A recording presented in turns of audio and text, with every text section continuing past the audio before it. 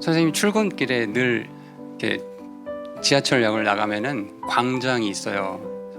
근데 그 광장에 가보면 사람들이 아침 출근길이다 보니까 삼삼오오 모여서 뭐 커피도 마시고 그런 모습들을 종종 보게 됩니다. 근데 어느 날 한 여성분이 명품 가방을 딱 메고 그 광장으로 가시더라고요. 그래서 그 명품 가방에, 선생님 요즘 가방에 좀 관심이 있어서 봤는데, 가방에서 꺼내는 게 담배인 거예요.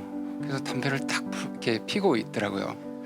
그걸 보면서 아무리 좋은 가방을 메고 있다 하더라도 그 안에 담겨 있는 것이 그런 것들이라고 한다면은 가방의 가치가 아무런 의미가 없는 거죠. 그렇죠? 그런 생각들을 하게 됐어요. 여러분 모두 지금 가방을 가지고 있죠? 가방 안에 무엇이 담겨 있습니까? 여러분 마음의 가방이 있다고 생각해 볼게요. 여러분 마음의 가방에 무엇이 담겨 있어요? 여러분 마음의 가방에 많은 부분을 차지하고 있는 것은 무엇입니까? 하나님께서 리더로 쓰신 사람들에 대해서 우리가 배우고 있어요. 지금 7번째 시간인데, 하나님께서 리더로 쓰시는 사람들의 특징들을 한마디로 말해보라 라고 하면, 이건 골드맨 문제 아닙니다. 그건 무엇이냐면은, 문제를 출제 안 했어요. 설교를 해야 되기 때문에. 하나님께서 리더로 쓰신 사람들의 공통점은 연약함이에요. 뭐라고요? 연약함. 조금 우리의 상식과 이해가 맞지가 않죠. 리더라고 하면 뭔가 나보다 뛰어나고 학식적인 면에서 모든 면에서 뛰어날 것 같잖아요. 근데 하나님께서는 연약한 사람을 리더로 세우신다는 거예요. 아브라함을 볼게요. 두려움 때문에 자기 아내를 누이라고 거짓말을 했어요. 믿음의 조상인데. 또 우리가 오전에 목사님 입술 통해서 모세의 이야기를 잠깐 배웠는데, 모세는 그렇게 이스라엘의 리더로서 세움 받음에서 불구하고 나는 말이 느리고 혀가 둔한 자입니다, 하나님 앞에 그렇게 말을 할 정도로 아주 연약한 사람이었어요. 잘 알고 있는 다윗 왕도 간음죄를 저질렀던 연약함을 보였었죠. 또 바알의 대언자 850명과 믿음으로 싸워 이겼던 이 엘리야는 두려움과 우울증 때문에 굉장히 고통의 시간을 또 겪었던 사람이에요. 이사야는 나는 입술이 부정한 자입니다 라고 하나님께 말한 사람이에요. 니느웨에 가서 복음을 전하라고 했는데 도망친 사람이 있었죠. 요나 대언자도 그렇게 연약한 사람이었어요. 또 주님을 3번씩이나 부인한 사람이 있었죠. 베드로라는 제자도 그렇게 연약한 사람이었어요. 근데 놀라운 점은요, 하나님의 시간표 안에서 하나님은 자신의 뜻을 하나하나 이뤄 가신다라는 거예요. 하나님의 역사를 보면요, 그 정말 이렇게 연약한 사람을 들어서 무슨 일을 하실 수 있을까 싶은데, 그런 낮고 천한 자, nothing, nobody, 너무나 연약한 자를 들어서서 하나님의 역사와 권능과 사랑을 보여주셨다는 거예요. 오늘 이 본문에 보시면 우리가 이 보배를 질그릇 안에 가지고 있다라는 말씀을 하고 있어요. 본문을 잠깐 보세요. 4장 7절입니다. 우리가 이 보배를 질그릇 안에 가지고 있나니 이것은 뛰어난 권능이 하나님에게서 나며 우리에게서 나지 아니하게 하려 함이라 라는 말씀이 있어요. 여러분, 우리 국어 실력으로 한번 이 말씀을 이해해 봅시다. 보배, 여기서 말하는 보배는 진짜 삐까뻔쩍한 보석을 말할까요? 비유의 말씀이죠. 이 보배는 뭐겠어요? 바로 위의 구절에 가보시면 4절부터 나와 있죠. 이 보배는 무엇이냐? 4절에 가보시니까 이 세상의 신, 사탄이죠. 이 세상의 신이 믿지 않는 자들의 마음을 가려 하나님의 형상이신 그리스도의 영광스러운 복음의 빛이 비치지 못하게 막았다. 여러분, 세상이 옳다고 하는 것들이 있잖아요. 세상이 말하는 이렇게 하는 게 옳은 거야 라고 말하는 것들이 있어요. 어떤 기준들을 봤을 때. 근데 그 길로만 따라가면 그 끝은 뭐죠? 하나님과 가까워진 삶입니까? 멀어진 삶입니까? 멀어진 삶이에요. 이 세상의 신인 사탄이 세상의 기준으로 올바른 것들을 여러분에게 계속 제시를 하거든요. 근데 우리는 감사하게도 그 세상의 신인 사탄이 믿지 않는 자들의 눈을 가리는 그 역할에서, 그런 굴레에서 벗어났어요. 그리스도의 영광스러운 복음의 빛을 다 받게 됐어요. 감사하죠? 한번 질문을 해볼게요. 여러분, 그리스도의 복음의 빛 여러분 받은 적이 있어요? 여러분 삶 가운데 이 세상의 신인 사탄의 가르침대로 옳다 하는 걸 쫓아가지 아니하고, 세상이 뭐라 하더라도 나는 하나님이 옳다 하시는 길을 가겠다. 그것이 그리스도의 영광스러운 복음의 빛이니까, 이 빛을 여러분 받은 적이 있습니까? 아멘이에요? 아멘이에요? 받은 적이 있다 하면 이게 보배라는 거예요. 하나님께서 아무나 이걸 깨달을 수 있는 게 아니거든요. 왜? 세상의 신인 사탄이 믿지 않는 자들의 마음을 가려버린대요. 알 수가 없다라는 거예요. 근데 감사하게도 여러분 자신을 보면 하나님 위해서 뭐 특별한 게 한 게 있습니까?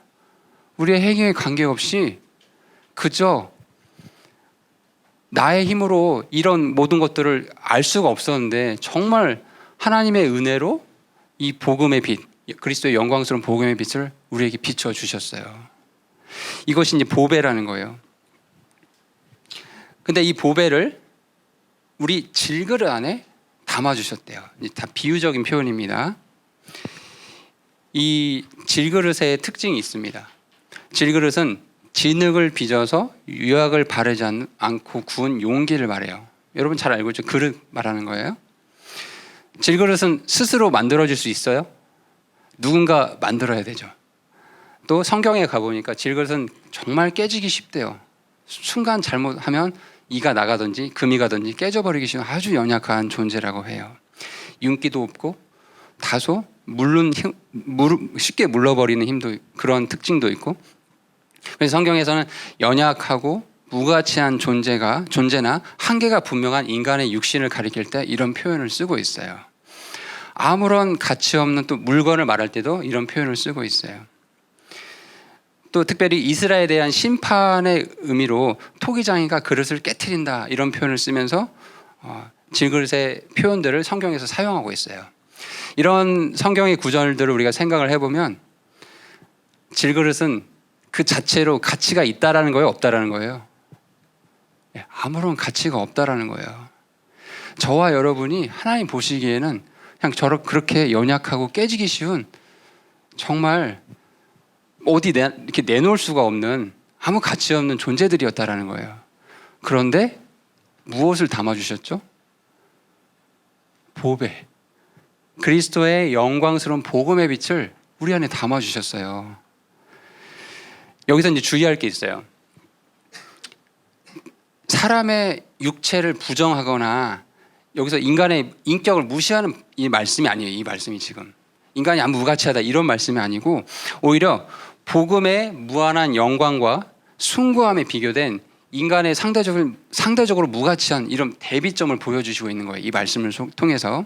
그래서 이 대조를 통해서 복음의 능력이 오직 하나님에게서만 있다라는 걸 우리에게 깨닫게 해주시고 있죠. 그리고 인간의 연약함을 통해서 그 연약함에도 불구하고 그들을 통해서 나타나신 하나님의 완전한 능력을 또 볼 수 있다는 거예요.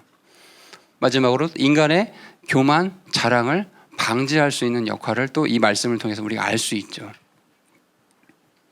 질그릇은 인간의 본질이에요. 저와 여러분이 하나님 보시기엔 질그릇 같은 아주 연약한 존재들이라는 거예요. 그 안에, 그런데 정말 우리가 어떤 이렇게 축복을 받은지 모르겠지만 영광스러운 복음의 빛을 주셨어요. 너무 감사하죠. 예. 근데 여러분 마음을 한번 잘 이렇게 한번 생각을 해보세요. 이 복음의 빛에 대해서 내가 얼마나 감사를 하고 있나. 평상시의 삶에 여러분 자신을 한번 돌이켜보세요. 세상의 것들로 가득 차 있지 않은가.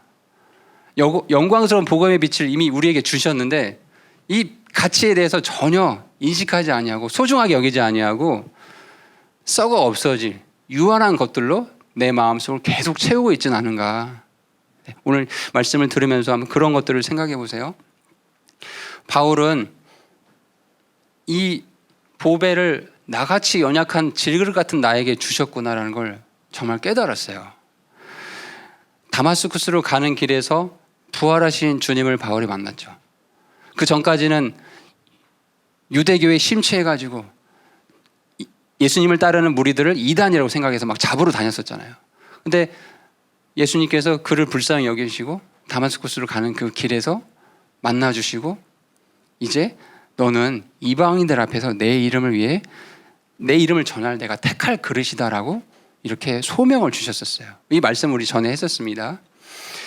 이제 바울은 이제 그 소명을 받고 열심히 복음을 전하죠. 복음을 전하는 일, 우리 안에 보배를 주셨는데 이 보배를 전하는 일이 쉬울까 어려울까요? 네, 여러분 고린도전서 4장을 가볼래요?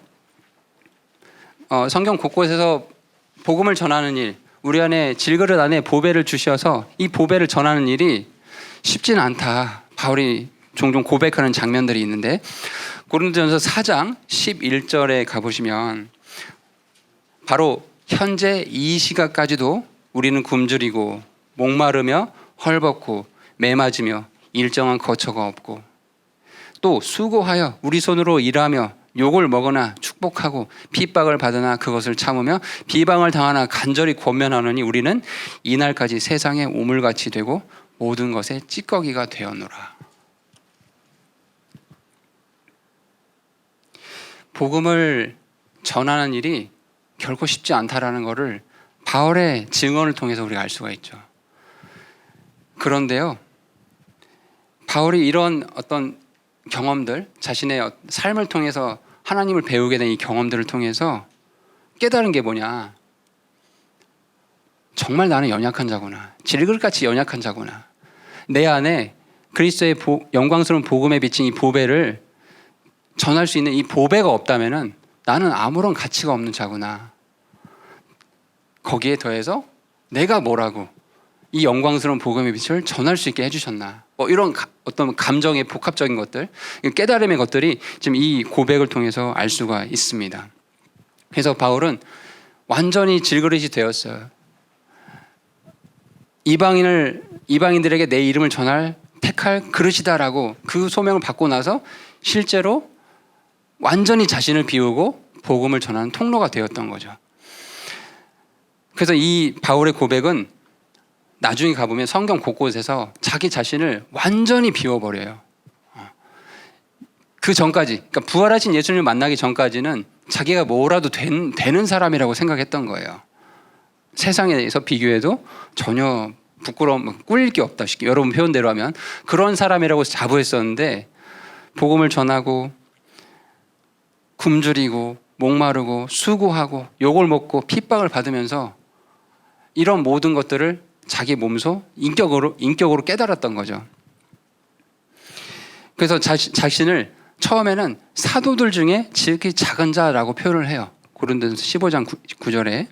그러다가 나중에는 성도들 가운데 가장 지극히 작은 자보다 내가 더 작다라고 표현을 하고 나중에 가서는 죄인들 중에 내가 우두머리입니다라고 고백을 할 정도로 완전히 자신을 비워버립니다. 완벽한 질그릇이 된 거죠. 예수님의 그 보배로운 복음의 빛만 전달돼야 되기 때문에. 디모데후서 2장에 가보면 이 그릇들에 대해서 또 말씀들이 있어요. 찾지는 않겠지만 선생님이 그냥 보겠습니다. 디모데후서 2장에 가보시면 큰 집에는 금그릇, 은그릇, 나무그릇, 질그릇이 있대요. 2장 20절입니다. 근데 어떤 그릇은 존귀에 이르고 어떤 그릇은 수치에 이르기도 한대요. 여러분 이게 비유의 말씀이지만 여러분 자신이 어떤 그릇이 될지를 생각해 보시는 거예요. 네? 하나님께서 얘기해 주고 있어요. 그 다음에 어떤 그릇은 존귀에 이르고 어떤 그릇은 수치에 이르는가. 사람이 이런 것들로부터 자기를 깨끗하게 하면 존귀에 이르는 그릇이 된다. 그게 어떤 그릇이냐. 거룩히 구별되어 주인이 쓰기에 합당하며 모든 선한 일에 예비된 그릇이 되어야 된다. 여러분 모두 이런 하나님 보시기에 이런 그릇이 되고 싶습니까? 네, 이런 그릇이 되기를 정말 소망을 합니다. 자, 다시 본문을 가보세요. 고린도후서 4장. 자, 이런 질그릇 같이 완전히 비워진 사람이 인생을 대하는 태도가 그 다음 8절부터 나와 있어요. 이 바울의 고백이 여러분이 이해가 될 수 있다면 정말 많이 성화가 된 거예요. 보세요. 말씀 보겠습니다. 고린도후서 4장에 우리가 사방에서 고난을 당하지만 괴로워하지 않는데요. 질그릇 같은 사람은 이렇대요. 또 난처한 일을 당하지만 절망하지 아니한대요. 9절에 핍박을 받지만 버림받지 아니하고 거꾸로 들임 당하지만 망하지 아니한다고 합니다. 사방에서 고난을 당한대요. 이 원어를 찾아가 보니까 이게 어떤 느낌이냐면 즙을 짜기 위해서 포도를 짓누를 때 쓰는 표현이 바로 이 사방에서 고난을 당한다. 이 트러블의 원어의 뜻이 그렇게 갖고 있어요. 근심 걱정이 여러분을 짓누를 때가 있죠. 근데 보통 사람들 어떻게 반응해요? 이럴 때 괴로워하겠죠. 근데 뭐라고 돼 있어요? 사방에서 고난을 당하지만 질그릇 같은 사람은 괴로워하지 않는데요. 또 난처한 일, perplex, 난처한 일은 뭐냐면 어떻게 해야 될지 도저히 갈피를 못 잡는 그런 상황들. 여러분도 그런 적 느낀 적 있어요? 어떻게 해야 되죠, 하나님? 저 어떻게 해야 될지 모르겠어요. 이렇게 난처한 일을 당할 때 보통 사람은 어떻게 한대요? 절망하겠죠. 근데 어때요? 질그릇 같은 사람은 절망하지 아니한대요. 핍박, 믿음 때문에 우리 안에 있는지 모르겠어요. 교회 다니는 것 때문에 뭐 부모님이든 뭐 친구들이든 핍박당하는 경우가 있는지 모르겠어요. 그러면 그런 사람들은 보통 사람은 이렇게 핍박당할 때 버림을 받아요. 이 버리다라는 표현이 신앙이나 믿음을 버린다라는 거예요. 그런데 질그릇 같은 사람은 버리지 아니한대요. 거꾸로 트림을 당해요. 모든 걸 다 파괴해버리는 내 인생을 완전히 망쳐버리는 것 같은 그런 일을 당할 수도 있을 거예요. 그런데 질그릇은 그렇게 돼도 나는 망하지 않는다라는 고백을 할 수 있대요. 이 말씀을 쭉 보시면서 우리가 알 수 있는 게 두 가지가 있어요. 첫 번째는 그리스도인이 되면 사방에서 고난을 당할 수 있구나. 그렇죠? 난처한 일을 당할 수 있구나. 핍박받을 수도 있구나. 거꾸로 트임을 당할 수도 있구나. 그리스도인의 삶이 그렇다라는 거예요. 그런데 그 어려움 가운데서도 질그릇 같은 사람, 우리 질그릇 안에 보배를 가진 사람은 어떤 사람이래요? 일반 보통의 사람들이 보이는 반응과는 정반대의 반응을 보이는 사람이라는 거예요. 어떻게 이런 게 가능할까요? 오늘의 핵심이에요. 어떻게 이런 게 가능할까요? 궁금합니까? 이런 사람이 되고 싶어요? 정말 이런 믿음의 사람이 되면 너무 좋을 것 같아요. 근데 하나님께서 친절하게 방법이 궁금하니 10절에 알려주고 계세요. 자, 10절을 봅시다. 같이 읽어볼게요. 10절 시작. 우리가 항상 주 예수님의 죽으심을 몸에 짊어짐은 예수님의 생명 또한 우리 몸에 나타나게 하려 함이라. 여러분 이 말씀을 아주 곰곰이 생각하면서 읽어야 돼요. 아주 곰곰이 생각하면서 읽어야 돼요. 고난당하고 난처한 일을 당하고 핍박당하고 거꾸로 트림을 당해도 굳건히 서 있는 주님이 쓰시기에 합당한 그 그릇의 사람은 어떤 사람이냐? 어떻게 이게 가능하냐? 항상 주 예수님의 죽으심을 몸에 짊어지면 가능하대요. 바울이요 고린도전서 15장 31절에 이렇게 말하고 있어요. 내가 그리스도 예수 우리 주 안에서 가진 바 너희로 인한 기쁨을 두고 단언하노니 나는 날마다 죽노라 라고 고백을 하고 있어요. I die daily. 매일 죽는데요. 도대체 이게 무슨 말이에요, 선생님? 저 살아있는데 매일 죽어야 된다니요. 여러분이 이해할 수 있게 이 말씀을 전달을 할게요. 죽음은 분리를 뜻해요. 그렇죠? 죽음은 지금 살고 있는 세상에서 알고 있는 사람들과의 이별, 분리잖아요. 그렇다고 한다면은 이제 그리스도의 삶은 세상과 분리가 되어야 되겠죠. 여러분 마지막으로 로마서를 가보세요. 로마서 6장을 가보세요.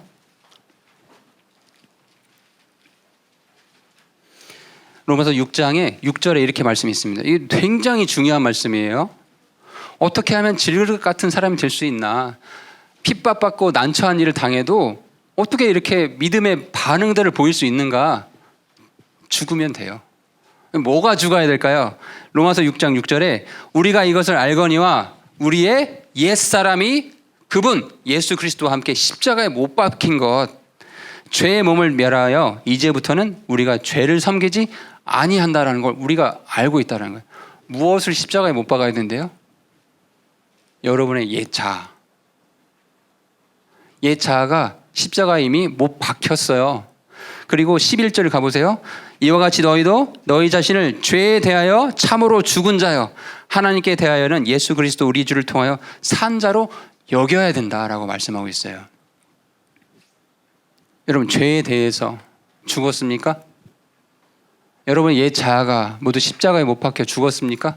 옛 자아가 십자가에 못 박혀 죽었어요? 여러분 마음속에 생각하고 있는 것들이 하나님 보시기에 부끄러움 없는 것이라면 다 죽어 있는 거예요. 옛 자아들이. 그런데 내 자신이 생각해도 이건 그리스도인의 모습이 아닌데 나는 머릿속에서 게임 생각만 날까? 난 머릿속에서 뭐 이런 이성에 대한 관심만 보일까? 등등등 스스로도 답답한 모습이 있다면 아직 옛 자아를 처리 못한 거예요. 바울 사도조차도 뭐라고 했어요? 나는 날마다 죽노라라고 얘기하고 있잖아요. 그럼 우리도 마찬가지로 그렇게 해야 돼요. 옛 자아의 모습이 나타날 때마다 주님 저 죽겠습니다. 이 모습 옛 자아 십자가에 처리된 줄 믿습니다 하고 버려야 됩니다. 성화의 첫 번째는 우리 옛 자아를 처리하는 거예요. 어떻게 하냐고요? 아주 쉬워요.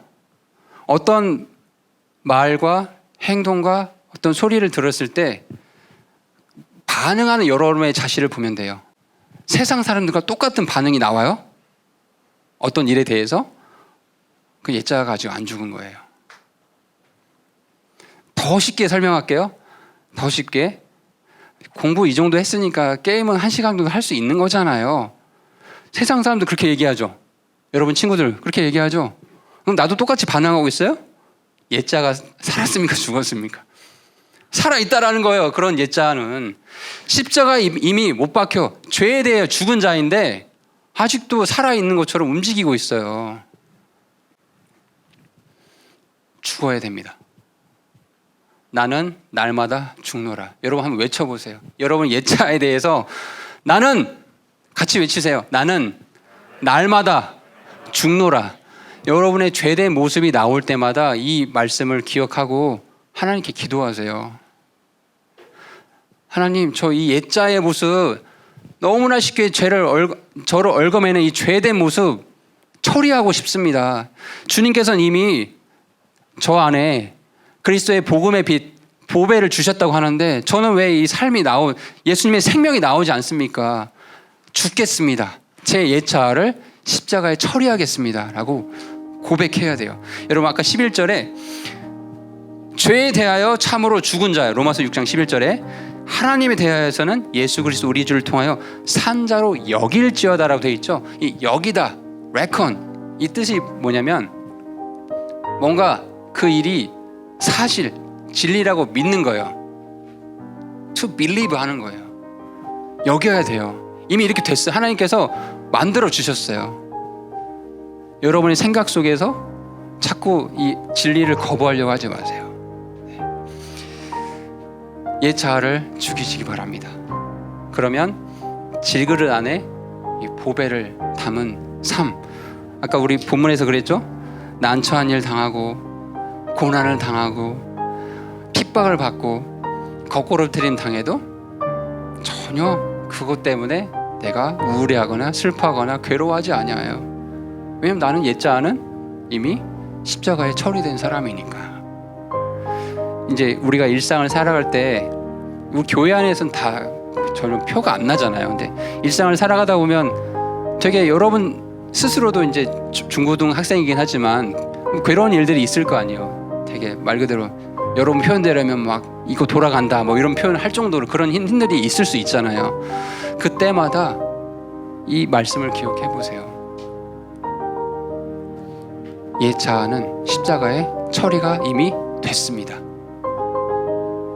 예수님의 죽으심을 몸에 짊어지고 예수님의 생명이 내 안에 나타날 수 있게끔 그렇게 살아갈 수 있는 우리 중고등 모두 됐으면 좋겠습니다.